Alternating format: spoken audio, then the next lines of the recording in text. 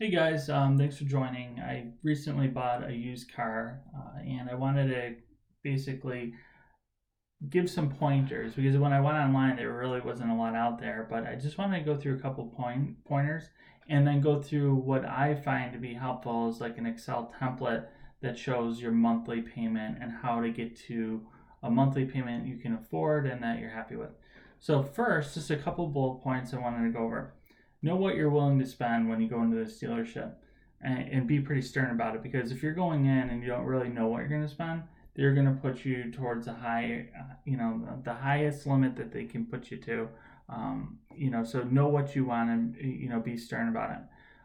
Once when you find a car and the dealer proposes a deal, take those numbers and go home to review them. Even if it seems to be a good deal, take a minute, reflect, go home, say that you got to talk to your husband or wife or whatever, even if you don't have one, and go right to your computer. Once we go to the computer, I want you to enter all the numbers into this Excel template, which is going to be nice, and you're going to be able to analyze, different price points on this template.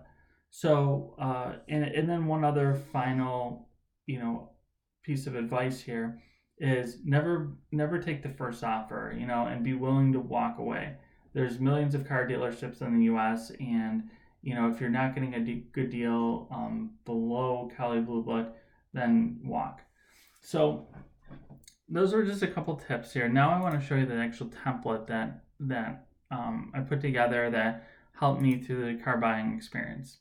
So when a dealer proposes a deal to you, they're going to have the common list items. This is pretty universal. So let's just go through these together. So retail, that's going to be what the dealer is proposing to you, or what they want you to pay for the car. So let's say they're proposing $17,250. So we're going to put that number there. Okay, next line item is trade-in allowance. This is going to be the amount of money they're willing to give you for your vehicle that you currently are driving. So they normally buy it, then resell it in auction or etc. So let's say for this deal, they're going to give us $5,000. So then that gives us the trade difference. So what the trade difference is basically the retail price minus the trade-in allowance. That's going to be $12,250. Doc fee is $75. That's pretty universal through all dealerships. But now this is where it gets pretty interesting. So the tax rate. So you want to know what your sales tax rate is for your county. So mine is 0.875%, or it's 8.75%. But of course, we're doing a percentage here, so we have the decimal and 2 over. So what we're going to be doing here is we're going to be taking the trade difference and we're multiplying it by the tax rate, and that's going to be $1,071. Okay, so then non-tax fee, this is another miscellaneous fee, they always add them on. It's around $84, $85 is pretty standard. So again, this is all going to be on your sheet that they give you. So then the net price is going to be equals sum, and we're going to be trade-in difference, the doc fee, the tax, and the non-tax fees, and we're going to hit enter. So that's $13,480.87. Sorry, there's a mouthful there. Okay, so then we forgot something. Oh, the trade-in payoff.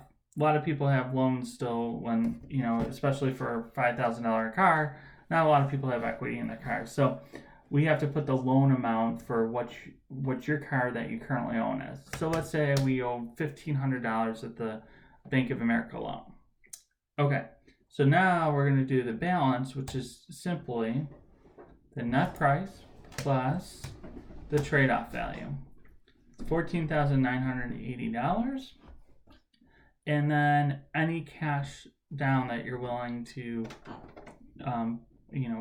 fork up to make this deal. So let's say we're going to put $3,000 down. Okay, and then the final total that we're going to finance is going to be the balance minus the cash down, and it's going to be $11,980.87. And we can actually do this where it's a round function equals round,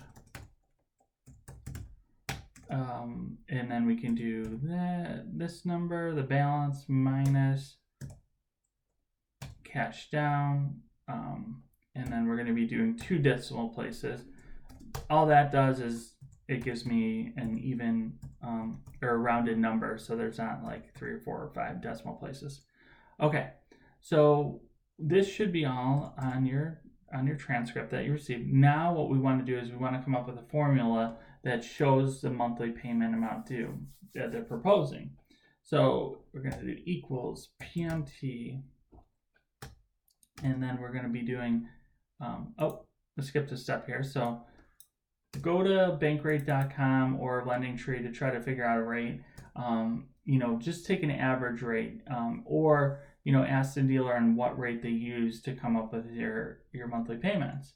And typically it's in the between the 5 and 6% range, but let's just put 5% there, okay? Okay, so now going back to the 72-month loan. So again, we're calculating what our monthly payment's going to be. This should match exactly what they're put on their transcript, their manifest. So we're going to do the rate.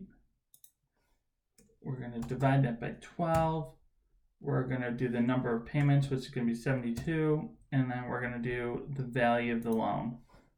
Okay, so that should be good.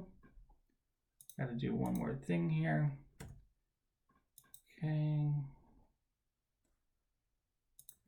All right, so there we go. So for a 72-month loan, if you finance $11,980.88, your monthly payment would be $192.95.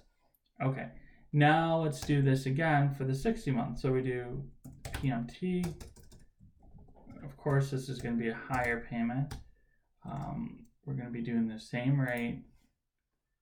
We're going to be doing number of payments going to be 60, divided by 12, number 60, and then we're going to do the total, and here we go. Great, so $226.09. Now, here's where the whole point of the spreadsheet comes in. Now, let's copy this over. Let's paste it. Now, here's our goal. Let's say we had a goal of spending $175, and that $175 is as much as I want to spend for a car. So now I can start maneuvering these numbers to see what I would have to do to accomplish it. So let's say I want to do $750 less, try to get them down to $16,500. And let's see how that's going to. Okay, so that's getting closer, right? If we're trying to get $175, it's getting closer. But let's say if we go, okay, what if you give me $5,250? I'm right at 175. So my point is you can go ahead and keep on drilling down and try to make the best deal possible once when you go home. So if they just give that to you, by just working a little bit on the numbers, look at, you went home and you're saving $16, $17, just by going home and messing around with the numbers. And then most dealerships are going to be willing to go down on their price or go up in their trade allowance to make the deal.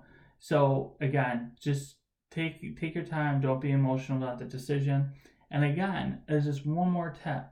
Don't stop once when you make this deal. Let's say if they agreed with this deal and you got a 5% interest rate. Well, go search. You don't have to use their interest rate. Once when you go refinance, go to a credit union. There's some loans out there that are like 3.99%. So let's say you go home and you go to a credit union once when you get the car and you get a 3.99% rate. Well, that decreases it even more. So I would just really urge you to take the non-emotional approach on this and look at the numbers, and hopefully this video helped you and you can use this template when you're going through the car buying experience. Thanks for watching.